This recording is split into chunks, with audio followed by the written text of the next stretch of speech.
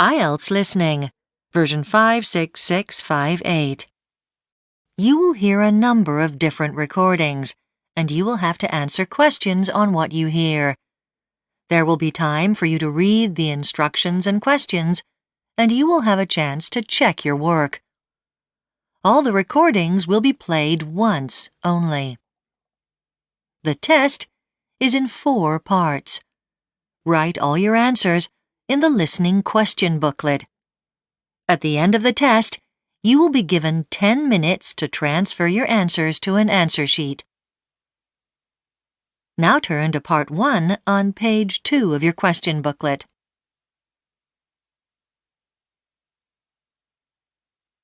Part 1. You will hear a teenager asking about joining a film club.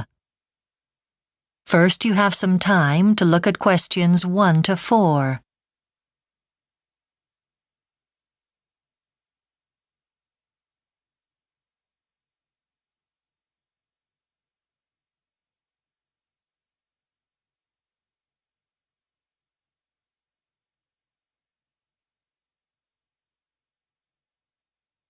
Now listen carefully and answer questions 1 to 4.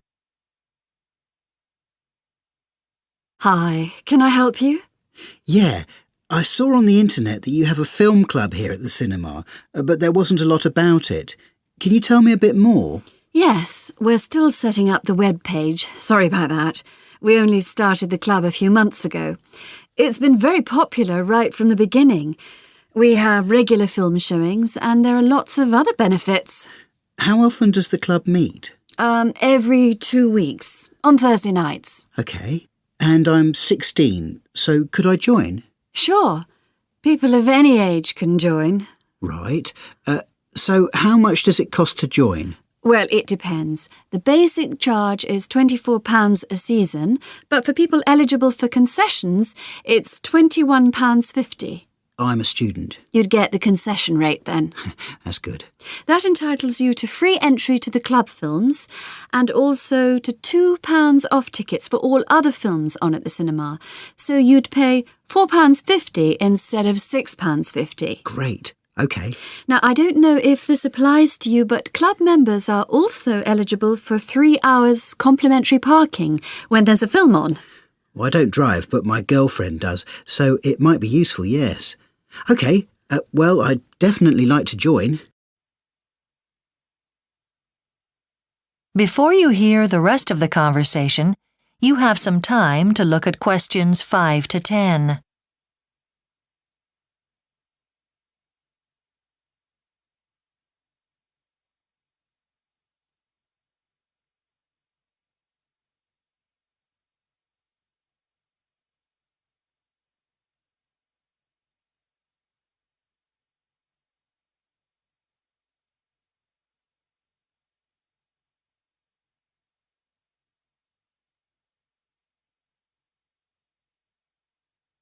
Now listen and answer questions 5 to 10. Can you give me any information about the next few films you're showing? I'm afraid we've run out of leaflets for this season, so I'll tell you about the next few films and hopefully we'll have all the details on the internet soon. So the next meeting's this Thursday, October the 14th, and that's a film called Pablo. Ah, I read the reviews of that. It's set in Argentina, isn't it? About a child who's run away from home? That's right. It just came out recently. And the kid somehow gets on TV and he wins a dance competition or something. A singing competition, yeah. I haven't seen it either, but it tells you on the posters. Yes, it sounds really good. Well, I definitely want to see that. What's on after that? On October the 28th, there's an American film called The Soldier. That's an old silent movie. But in this showing, we have someone who'll accompany it on the piano, just like they used to in the old cinemas, though it was sometimes an organ accompaniment in those days. Must be a pretty old film then. When did they release the first talkies? 1926 or 27? Yes, well, this was made in 1922, so well before, though I think they had short feature films with sound by 1923, actually. So what sort of film is it? Well, it's billed as a comedy, though you'd think it was a war film from the title. I don't know much about the plot. We don't have much information, though you could always look it up on the internet. Yeah, I'll do that. Then the next film after that, so that'll be, let's see, the 11th of November, is a film about animals. And it's just called Tiger. And that's a cartoon film, which makes it sound as if it's for children, but actually it's aimed at adults, and it's really quite frightening in places. I saw it when it first came out. What's it about? It's got no humans in it at all. It's just about the effect of environmental changes millions of years ago on the animals who lived then. It's a really strange film. There's a talk afterwards given by the director, so that should be very popular. You'll need to book early for that, I should think. Right. Well, thanks for all that. Now, if you can give me the application form... Sure. That is the end of Part 1. You now have 1 minute to check your answers to Part 1.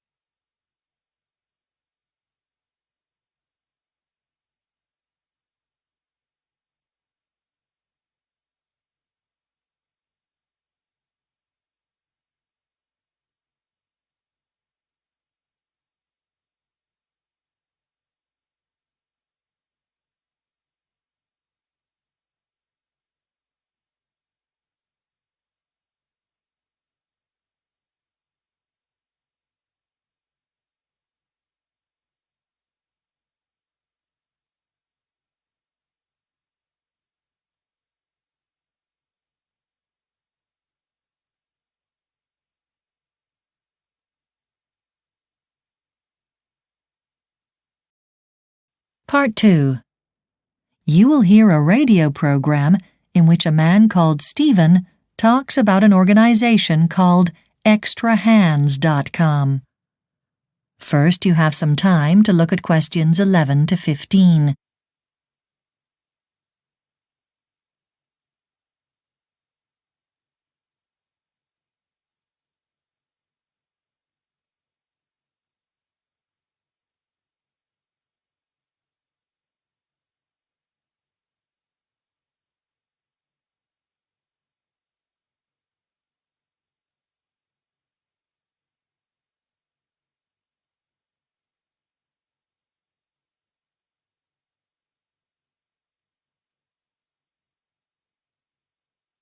Now listen carefully and answer questions 11 to 15.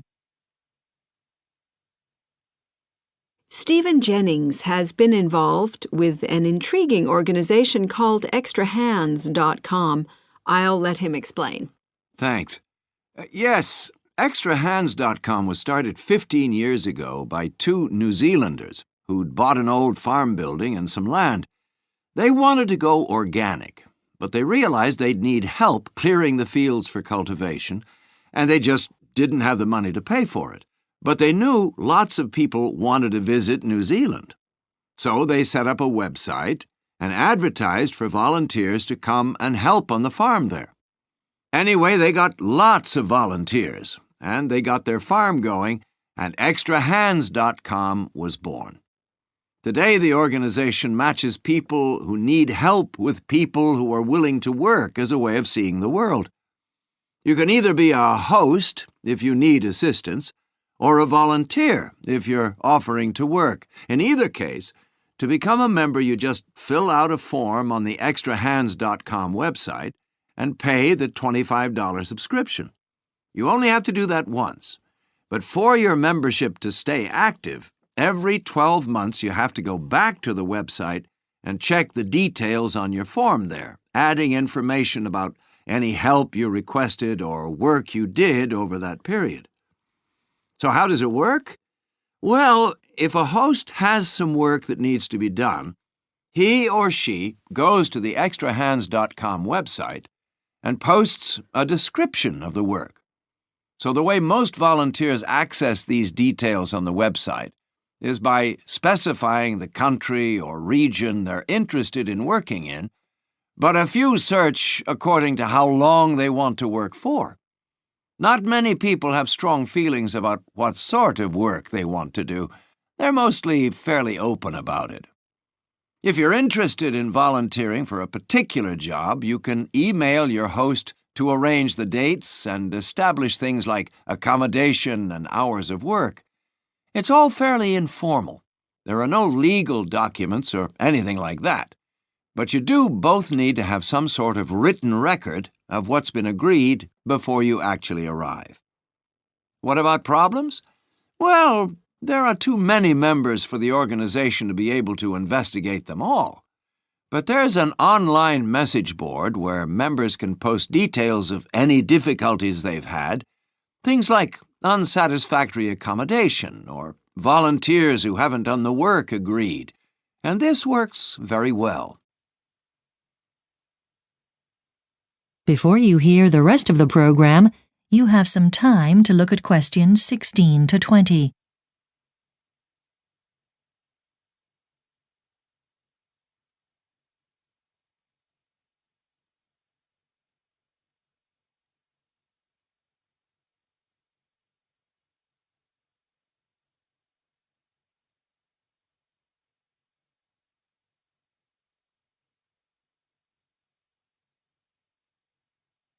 Now listen and answer questions 16 to 20. I know you've personally had lots of extrahands.com placements, Stephen. Tell us about them. Well, my first placement was in Portugal, where I helped a local guy with a guidebook he'd written in English. I read what he'd written and corrected the English and made some suggestions for improving it. I was very pleased with it when I finished, and I learned lots about the country. The next placement was on the other side of the world in Australia. I was on a farm in the middle of nowhere, and since I'm pretty good in the kitchen, they had me fixing meals for 30 sheep shearers. I stayed 2 months, and it was a lot of fun, but I can tell you I was glad to get back home to California and just lie on a beach and relax.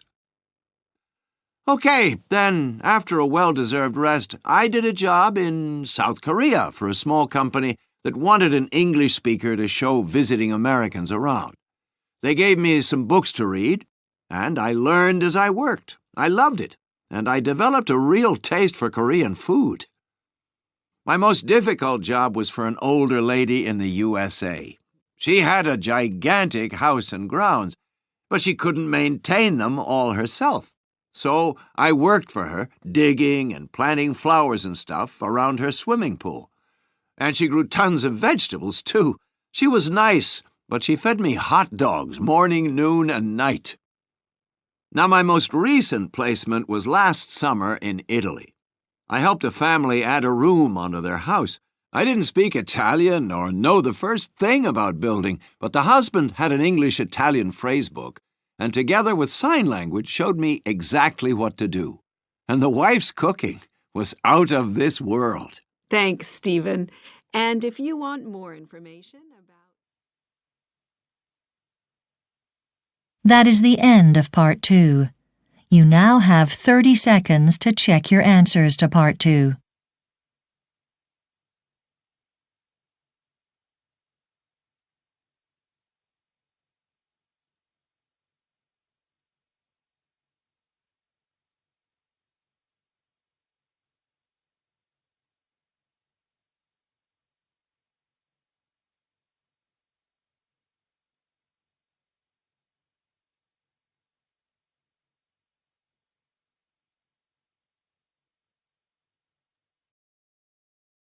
Part 3.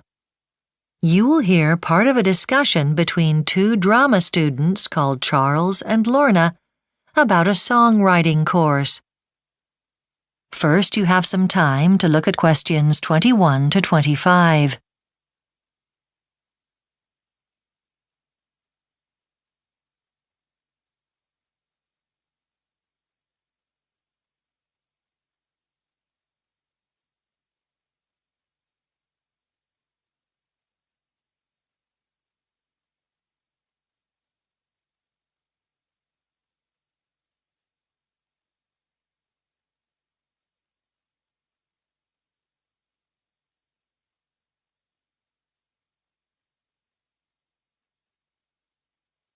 Now listen carefully and answer questions 21 to 25. Hi, Charles. I'm writing my report on the songwriting course for drama students. You know, the one-week residential course for drama students from different universities where you learn about writing songs. You did that course last year, didn't you? Could you give me some tips for the report? I'm having a few problems with it. Yes, it was great. Well, Lorna, you could start by thinking about what you got out of it. Evaluating how useful it was is simple. The challenge is not to go over length. Referring to published sources might help. That would make it more scholarly too. OK, I'll go with that. And saying why you did the songwriting course is important. Some people just do it as another string to their bow to help with auditions for work and things. I thought it was a good opportunity to try out new techniques for communicating feelings and emotions. I was already confident about singing before I did it. I thought it was the location of the course which made it special, being held in a country house rather than in a university. They were doing some building work on part of the house, though, so it wasn't always easy to concentrate. I enjoyed the workshop most. How about you? Well, we were divided into 6 small groups for the afternoon, each with their own advisor. That was the best bit for me, having that discussion with an expert. When we got into pairs to start writing our songs, the idea was to combine people with different levels of knowledge and experience.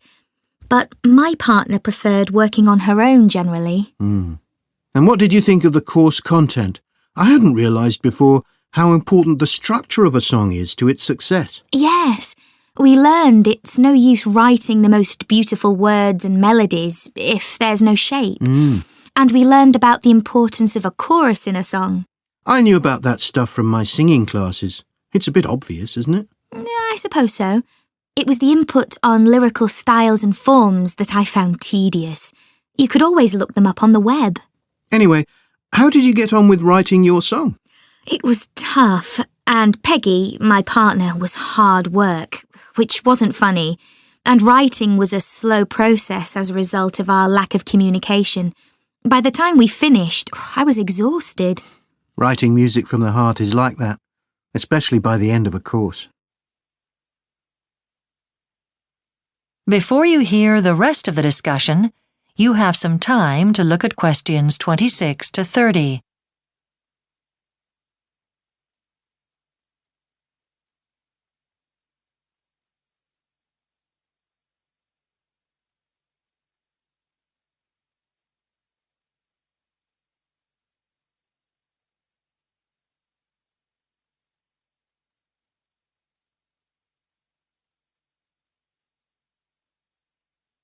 Now listen and answer questions 26 to 30. Well, that's got the report sorted, thanks. Have you decided which teachers' workshops you're going to do next term? I want to do Bob Lacey's. He's got a brilliant reputation for voice coaching. You know, getting us to use dialects and different pronunciation and stuff. He gets you to do things like read out a newspaper article in character. It's amazing. I'm thinking of going to Evelyn Chance's workshop. Oh, Evelyn. She's quite a character. Is she running the stage fights course again? Yes, fencing and pretend punches and throwing techniques.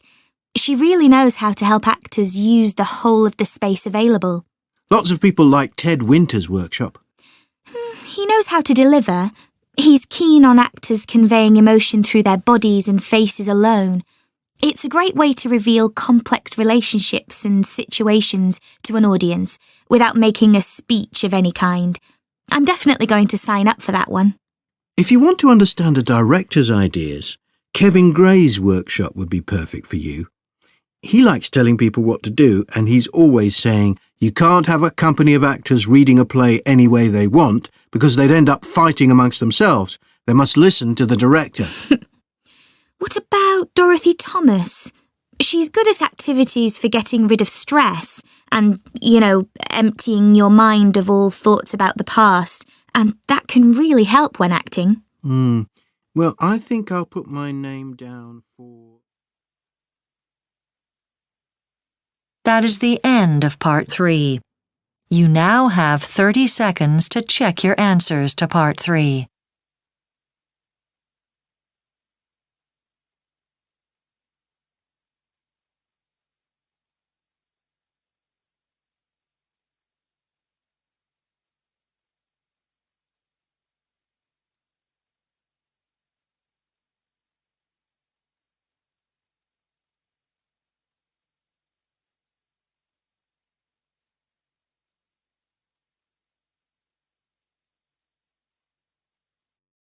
Part 4.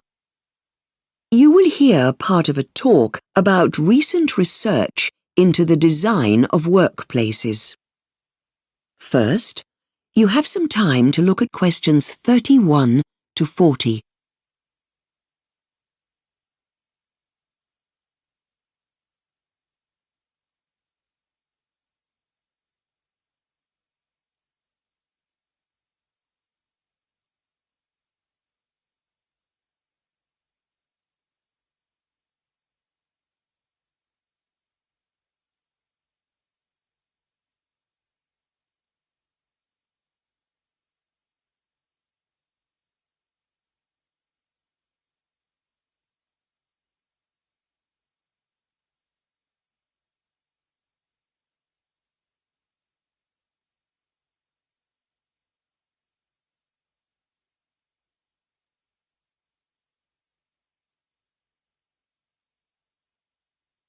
Now listen carefully and answer questions 31 to 40. Hello, everyone. I recently completed some important research into the way office space is designed and its impact on employees. The open plan office had been the norm for offices around the world. I'm sure you can picture one. A big room with maybe 50 or 100 workers sitting at their workstations. You might think open plan designs are a recent phenomenon, but they actually came about in the early 20th century, when businesses needed large numbers of people to do typing. These employees, usually women, used to have to sit in rows working away at their typewriters under the watchful eye of their supervisor. Over the years, designers have come up with several variations on the open theme. In particular, this has been achieved through furnishings. The early designs featured separate desks. A subsequent design introduced the concept of the cubicle. These can have either high screens that workers can't see over, or a screen just low enough to keep a lookout for the manager. And nowadays, with the increase in large call centres, a phenomenon known as hot desking is common. In this system, employees working on different shifts are asked to share the same workstation. As you can imagine, this is not very popular with staff as there is little opportunity to personalise your workspace.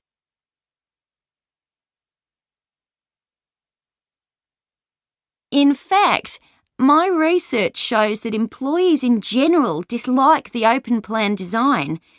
As a part of my research, I conducted a survey of the staff in several large companies with open plan offices. The employees all voiced similar concerns about the design. Firstly, they felt that the open plan took away their privacy, but many also felt the need to carry their valuables with them at all times. So, to some extent, they also felt there was less security with these designs.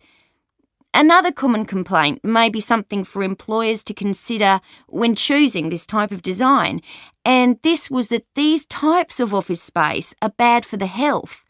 I was intrigued by this possibility, but looking at staff records, it does seem to be borne out.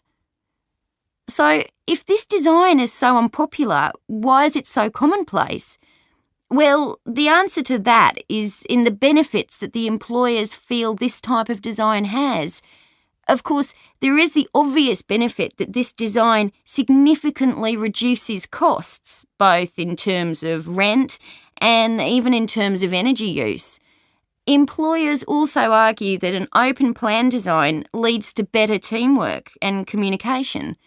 They also feel that new staff can learn from observing other workers, so this design can actually help in training staff. However, the complaints voiced by employees seem to suggest that the disadvantages far outweigh the advantages. The reality is that unhappy workers are unlikely to work well together, and there is plenty of evidence to suggest workers are frequently distracted from their work by the noise that is all around them. What is clear is that as designers, we need to think carefully about the impact that our design has both on the staff involved and the work that they do. That is the end of part 4. You now have 1 minute to check your answers to part 4.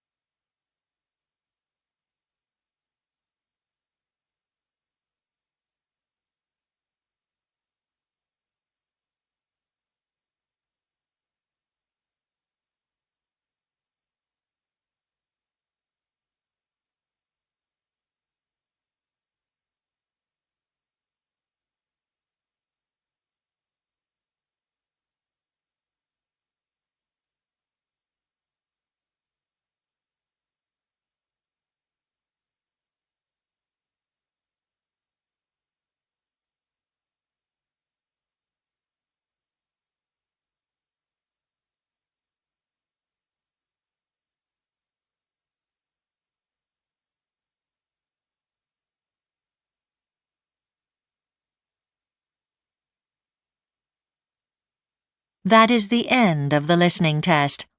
You now have 10 minutes to transfer your answers to the listening answer sheet.